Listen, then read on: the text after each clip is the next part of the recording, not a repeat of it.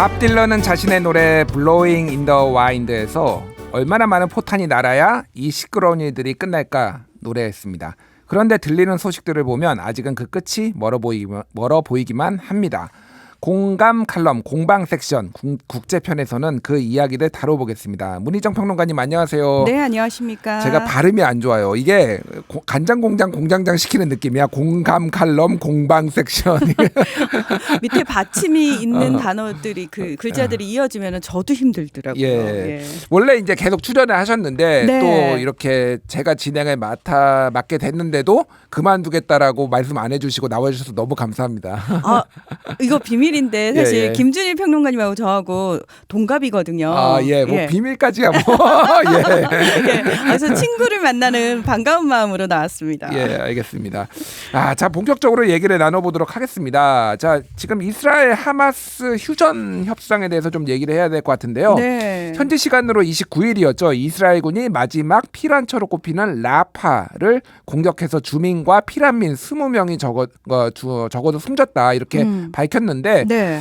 그러니까 너무 많이 죽어가지고 지금은 저도 좀 뉴스를 열심히 보는데도 헷갈려요. 도대체 지금 어떤 일이 벌어지고 있는 건가요? 자, 가자 지구라는 곳에 대해서 잠깐 설명을 좀 드리면은 이스라엘이라고 지도에 표시된 영토가 있고요. 예. 근데 팔레스타인이라고 표시된 지도는 못 보셨을 거예요, 아마. 그렇죠. 그렇죠? 예. 근데 이제 서한 지구하고 가자 지구라고 하는 곳에 떨어져서 팔레스타인 주민들이 이제 모여서 살고 있고요. 그렇다고 해서 이스라엘이라고 표시된 그 지역에 그 팔레스타인 주민들이 없느냐? 있습니다. 예. 있음에도 불구하고 이게 왜 이스라엘로 표시가 되냐면 강제 무력으로 병합을 해가지고 이스라엘이 통치를 하고 있기 때문에 이스라엘이라고 표기가 되고 있는 거고요. 그러니까 이거 조금 저도 이제 헷갈리는데 청취자분들 중에서 이거 모르시는 분들도 있어 좀 여쭤보면은 네. 서한 지구는 저쪽에 예루살렘 있는 쪽이 서한 지구인 거죠, 그러니까. 네, 예. 이스라엘이라는 지도를 보시면은 가자 지구는 그 이집트하고 접해 있고 맞아요. 지중해하고 접해 있는 그 딱 직사각형의 예. 가로 10km, 세로 40km 정도 되는 그 지역을 딱 가자 지구라고 얘기를 하고요. 거기서 뚝 떨어져가지고 완전 떨어져 있죠. 그렇습니다. 중간에 이제 요르단 쪽에 가까운 요르단간 서한 지구라고 표현을 하거든요. 맞습니다. 거기가 딱 서한 지구예요. 그러니까 팔레스타인 자치 지구가 지금 두 군데가 나뉘어져 있는 거예요. 그리고 팔레스타인은 국제사회에서 독립국가로 지금 거의 인정을 못 받거든요. 독립국가를 인정하는 나라도 있고 아닌 나라도 있는데 이번에 유엔에서도 또 안 됐잖아요. 네, 가입 신청을 했는데 미국이 거부권을 행사해서 부결이 됐죠. 그래서 외교 관계에 따라서 국가로 인정하는 나라들이 있고 아닌 나라들이 있는데 지금 팔레스타인은 자체의 군대를 가지고 있지 않습니다. 그래서 팔레스타인의 자치 지구라 할지라도 이스라엘 군과 경찰이 치안부터 시작해서 모든 걸 다 담당하고 있는 그런 상황이고요. 여러분이 많이 들으시는 유대인 정착촌이라는 게 있잖아요. 예. 이게 뭐냐면은 그 이스라엘 정부가 일방적으로 팔레스타인 주민들이 살고 있는 곳에 가서 며칠까지 집을 비우라고 얘기를 해요. 그러면 이 사람들이 집을 아니요 왜요? 그러면은 이제 돈 조금 지어주면서 비우라고 얘기를 하는데 이 사람들이 당연히 안 비운다라고 하면은 이 사람들을 바깥으로 불러낸 다음에 갑자기 포크레인 같은 게 가서 집을 부숴버립니다. 그런 식으로 쫓아내요. 철거 깡패인가요? 맞습니다. 용역 철거 깡패처럼 실제로 그렇게 집을 부순 다음에 거기에 한 8m 되는 장벽을 세우고 거기다 그냥 유대인들의 집을 지어 놓습니다. 그러면 여기서 쫓겨난 사람들은 자연스럽게 난민이 되는 거죠. 자, 이런 식으로 유대인 정착촌을 계속 넓혀가면서 이스라엘 영토가 넓어지고 있는 거고 반대급부적으로 팔레스타인 주민들이 살 수 있는 곳은 점점 줄어들고 있는 상황이고요. 가자 지구는 한쪽 면이 지중해에 접해 있고 한쪽 면은 이집트하고 접하고 있거든요. 자, 이 나머지를 다 사실은 지중해까지 다 이스라엘이 봉쇄를 하고 있는 그런 지역이었고요. 지금 이스라엘 군이 들어가서 이 직사각형의 그 가자지구 중에서 위에서부터 북부부터 시작해서 계속 지상전을 벌여가지고 밑으로 압박을 해나가고 있고 라파라는 곳은 최남단 도시예요.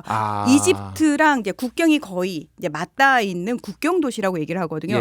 지금 여기에 140만 명의 피난민이 모여 있습니다. 가자지구 전체 230만 명 정도가 살고 있었는데 북부부터 밤부터 시작해서 계속해서 지상전을 펼쳐오니까 사람들이 밀려서 내려오다 라파에 140만 명이 있는 거고요. 지금 거기에 이스라엘 군이 지상군을 투입하겠다라고 얘기를 하니까 국제사회에서 그러면은 민간인들이 그 좁은 곳에 몰려 있는데 큰일 난다. 이 거의 뭐 대량 살상이 나니까 안 된다라고 말리고 있는 상황인데 지금 그 라파를 둘러싸고 장갑차라든지 그 탱크 같은 것들이 수십 대가 지금 직결을 하고 있고요. 예. 매일 밤 공습을 퍼붓고 있고요. 민간인 사상자는 계속 발생을 하고 있고 3만 5천 명이 넘었고요. 예. 지금 팔레스타인 측에서는 우린 더 이상 사망자 집계 못하겠다. 라고 선언을 한 상황입니다. 일단은 보수적으로 잡아도 3만 5천 명의 사상자가 지금 민간인들만 그렇게 그렇습니다. 났다. 그렇구는 거군요. 네.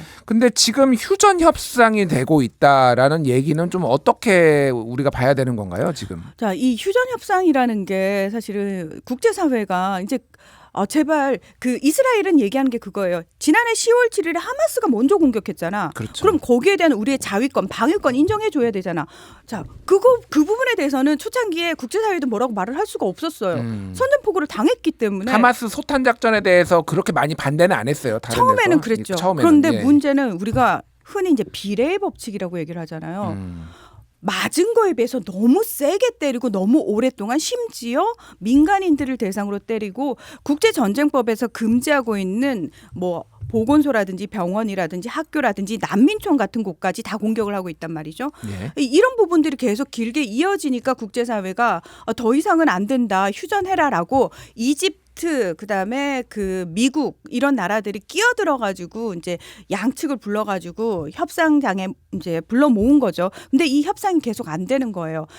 이스라엘 측에서는 조건 없이 니들이 잡아간 인질들 다 풀어줘라고 얘기를 하고 있고 제가 앞서서 팔레스타인 주민들에 대한 어떤 자치 지역이라도 치안이라든지 이런 거 다 이스라엘 군과 경찰이 담당한다고 말씀을 드렸잖아요. 예. 어떤 상황들이 벌어지고 있냐면 그 정착촌에 살고 있는 유대인들도 자체적으로 자경단 같은 걸 꾸려가지고 팔레스타인 주민들을 공격을 한단 말이죠.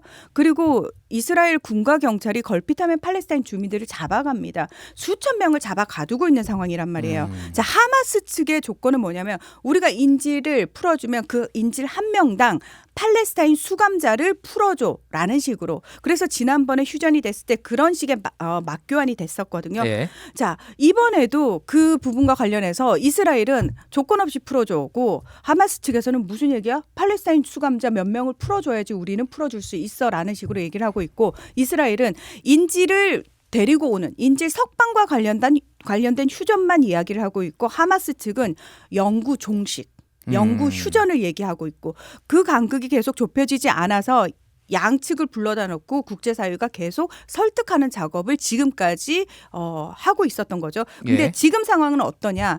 일단 이스라엘 측에서 좋다. 그러면 한 20명 정도 풀어줘. 그러면은 수감자 우리가 한 500명 풀어줄게. 예. 라고 얘기를 하고 있고 그다음에 북부 지역 같은 경우에는 우리가 이미 다 소개를 했기 때문에 남부 지역에 있는 한 40만 명 정도의 피난민들이 북부 쪽으로 자기 집으로 돌아갈 수 있게 해줄게.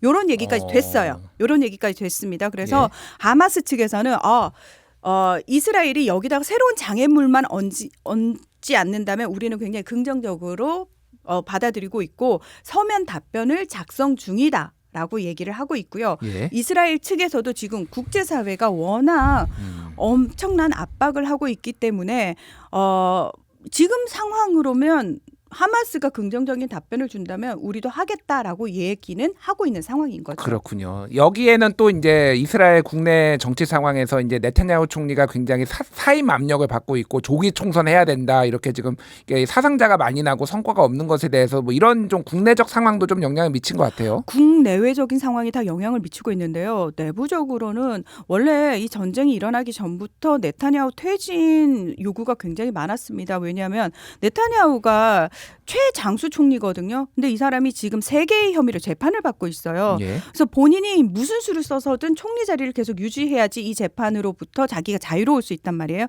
그래서 본인이 사실 이스라엘 정당들은 그 어느 정당도 과반을 차지하는 정당이 없기 때문에 다른 정당과 연립정부를 구성을 해야 되는데 네타냐후와 손을 잡은 정당들이 하필이면 극우 성향의 정당들이었습니다. 예. 그리고 조건이 그들을 내각에 포함시켜 주는 거였거든요. 예. 그래서 지금 현재 네타냐후 내각에 3명 정도의 극우 정치인 장관들이 있는데 자, 이 사람들과 손을 잡으면서 무슨 일을 했냐면은 대법원의 판결을 의회에서 3분의 2 정도가 이거 무효로 해야 돼. 그럼 무효화시킬 수 있는 사법부 무력화를 비롯해 가지고 너무나 그 비민주적인 법안들을 많이 통과시키려고 하니까 그때부터 반정부 시위가 크게 일어났었고요. 예. 사실 어떻게 보면은 이 전쟁이 터짐으로 인해서 그게 잠깐 소강 상태에 접어들었다가 인질 협상이 우선인데 그걸 우선시하지 않고 네타냐후가 아무리 봐도 자신의 권력을 유지시키고 더 길게 가져가기 위해서 전쟁을 길게 끌고 있다.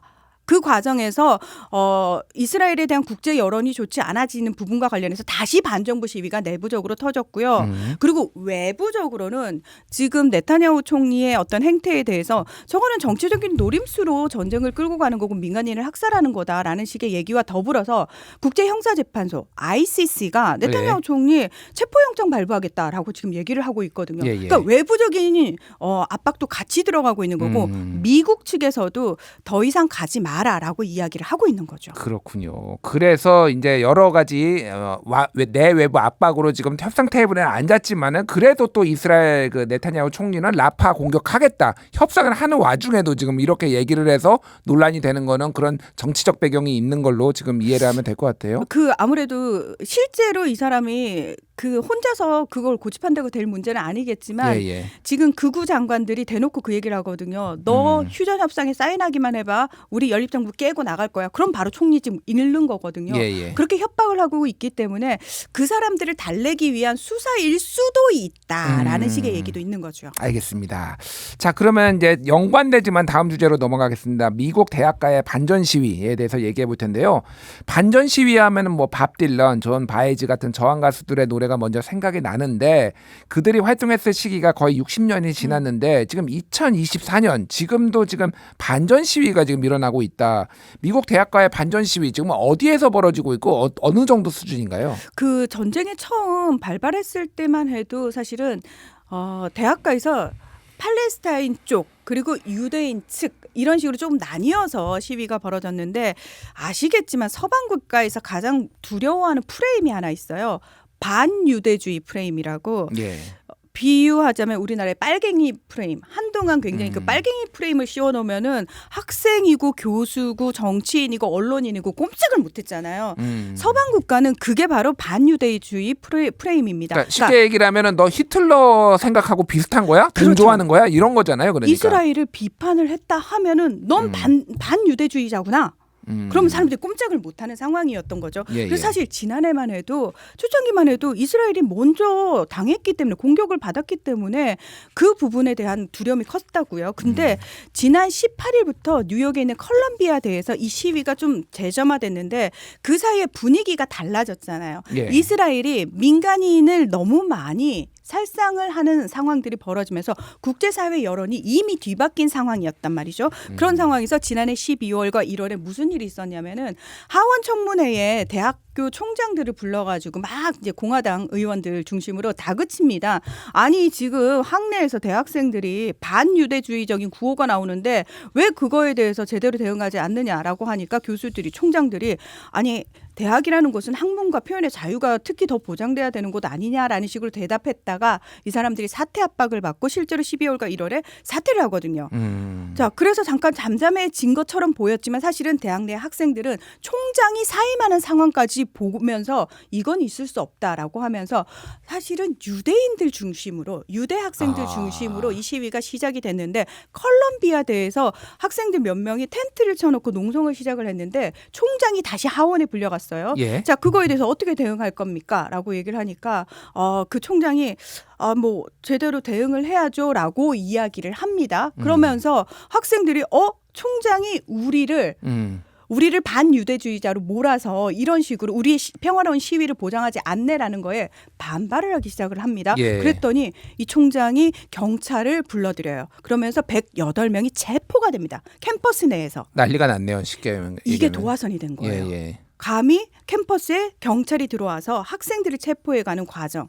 이걸 다른 대학 학생들이 보면서 이 시위가 동부를 넘어서 중부, 서부까지 미 전역의 대학가로 다 확산이 된 겁니다. 그러니까 뭐 하버드에도 텐트촌이 만들어지고 노스웨스턴 대학에서는 학생들이 인간띠를 이루고 지금 시위에 동참하고 있고, 그러니까 이게 보통 일이 아닌 것 같네요. 그러니까 그렇습니다. 이게 예전에 이제 87년 이전에는 대학 캠퍼스 내에 군인들이 상주를 하고 있었고, 그런데 이제 민주화가 된 다음에 가장 먼저 특히 대학생들이 했던 것들이 군인들다 내보낸 거였거든요. 이게 그러니까 어떤 민주주의의 상징이다 이렇게 생각을 했는데, 어쨌든 뭐 민간인이긴 하지만 경찰이 들어와 가지고 체포를 한다라는 거에 굉장히 좀 민감하게 좀 반응을 한 것 같아요. 당연합니다. 네. 미국 수정헌법 1조에서 표현의 자유를 얘기를 하고 있고, 어떻게 보면 대학가는 가장 학문과 표현의 자유가 많이 보장돼야 되는 곳이잖아요. 예. 이제 학생들이 분노하는 부분은 그 부분인 거예요. 그리고 미국 대학들이 왜 이스라엘이라든지 또는 이스라엘의 전쟁을 지원하는 기업들에 투자를 하거나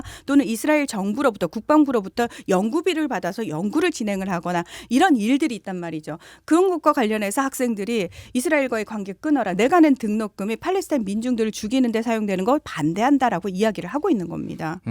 그렇군요.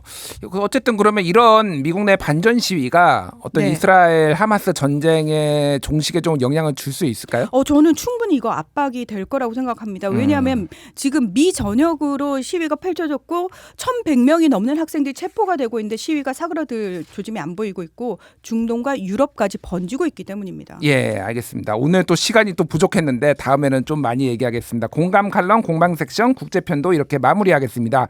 문희정 평론가님 감사합니다. 네, 고맙습니다.